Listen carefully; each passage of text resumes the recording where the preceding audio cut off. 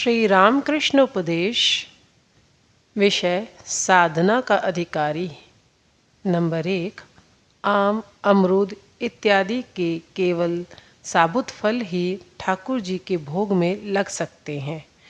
कौवे आदि के द्वारा काटा हुआ दागी फल न तो देव पूजा में आ सकता है और न ब्राह्मण अपने कार्य में ही ला सकता है।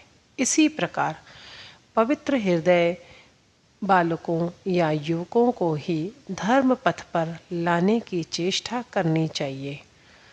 जिस पुरुष के हृदय में एक बार भी विषय बुद्धि प्रवेश कर गई है, उसका धर्म पथ पर चलना बड़ा ही कठिन हो जाता है।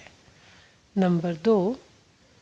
मैं कुमार बालकों को इतना प्यार क्यों करता हूँ जानते हो?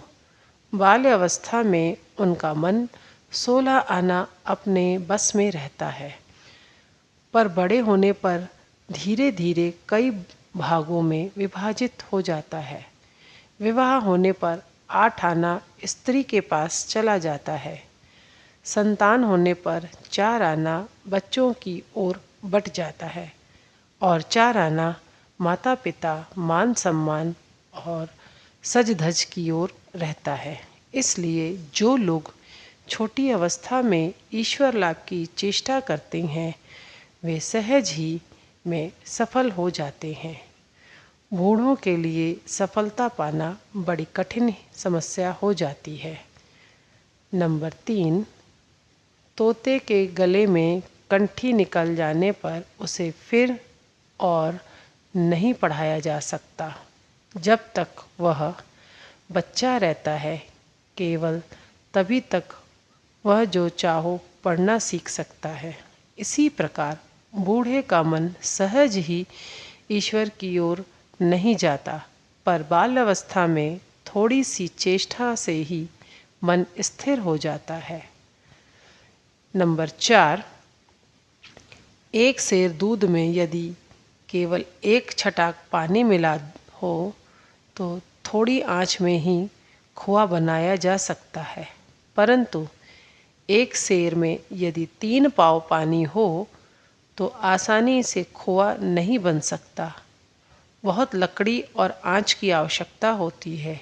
इसी प्रकार बालक के मन में विषय वासना बिल्कुल कम होने के कारण उसका मन ईश्वर की ओर सरलतापूर्वक ढल जाता है, परंतु बूढ़ों के मन में विषय वासना खूब ठूस ठूस कर भरी रहने के कारण उनका मन ईश्वर की ओर नहीं जा सकता। नंबर 5। जैसा कच्चा बांस आसानी से झुकाया जा सकता है और पक्का बांस झुकाए जाने पर टूट जाता है, वैसे ही बच्चों का मन आसानी से ईश्वर की ओर झुकाया जा सकता है, परंतु बूढ़ों के मन को यदि उस ओर झुकाने का प्रयत्न किया जाए तो वे उस सत्संग को त्याग देते हैं। नंबर 6।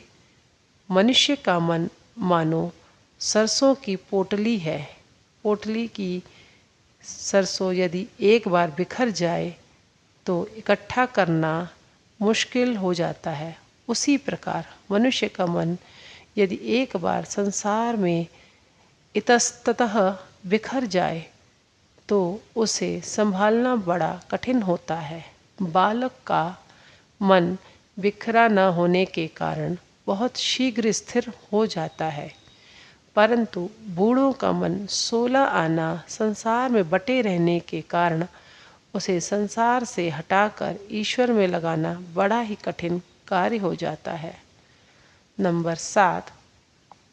सूरज निकलने से पहले यदि दही को मथा गया जाए तो बढ़िया मक्खन निकल आता है।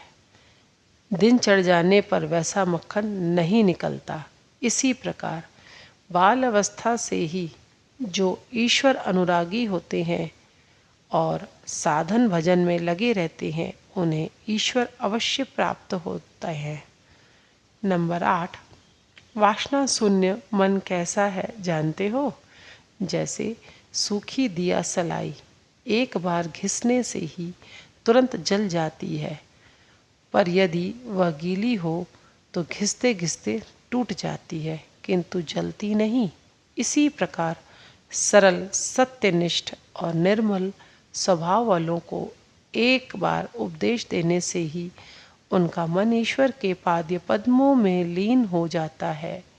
विषयाक्त पुरुषों पर उपदेशों का कोई फल नहीं होता।